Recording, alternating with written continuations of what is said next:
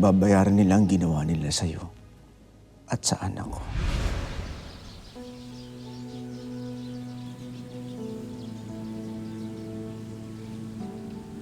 Nak, nandito ng Papa. Pero ang gago ko, I'm too late. Hindi man lang tayo nagkaroon ng panahon na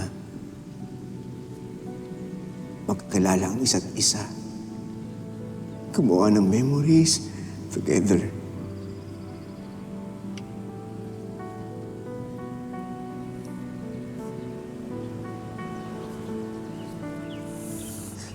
Sorry, Hazel. Meron pa ako hindi nakakwento sa'yo noon. Akala ko,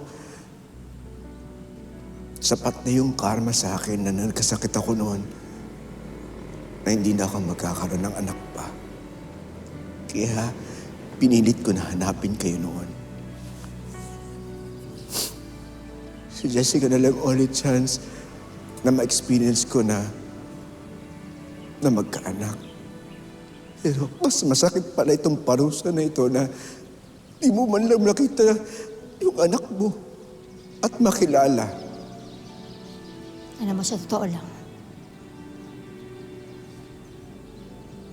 gustong-gusto kitang murahin, sumbatan, saktan, dito mismo sa puntod ng anak natin para man lang makaganti ako sa lahat ng mga hirap at perwisyong ginawa mo sa amin mag-ina.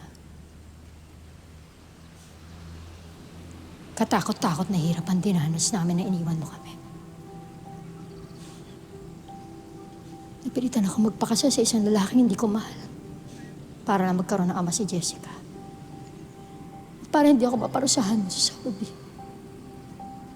Habang lumalaki si Jessica, nare-realize ko, maling-mali ang desisyon ko. Dahil malupit si Manuel. Pagkatapos na lamang ko, meron pala siyang naunang pamilya. Hindi lang sila kasal ng nanay ng mga bata. Pero kaya pala ganun na lang kalakas ang loob na pakasalan ako. Dahil gusto niya akong perahan. Gusto niya akong perahan para sa pamilya niya. Para makapagpatayo sila ng negosyo dito sa Pilipinas.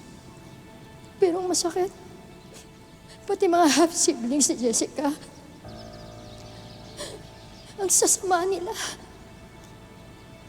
Nung nalaman nila na hindi nila tunay na kapatid si Jessica, sinaktan nila, inabuso, minaltrato si Jessica, hanggang sa na-depress na yung bata. Hanggang sa namatay na yung anak natin. Lahat silang awa. Dahil sa kanila, namatay ang anak ko nang walang kalaban-laban.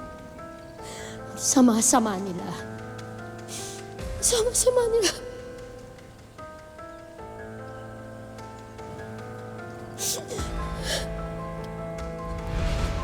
Hindi naging okay ang buhay ninyo dahil wala ako. Pero ngayon na nandito na ako. Kahit wala si Jessica, igaganti ko kayo. Mananagot sila sa pagpapahirap na ginawa nila sa'yo at kay Jessica. Pagbabayaran nila ang lahat ng ito. Pangako.